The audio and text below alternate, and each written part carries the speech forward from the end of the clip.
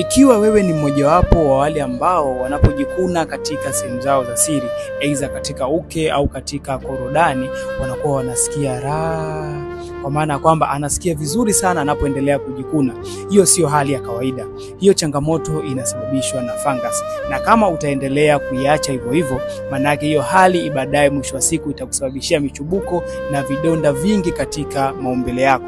Lakini pia inaweza ikasababisha baadhi ya bakteria kuweza kushambulia katika sehemu hiyo, ni kutokana na vile vidonda ambavyo tayari vimeshaitengeneza.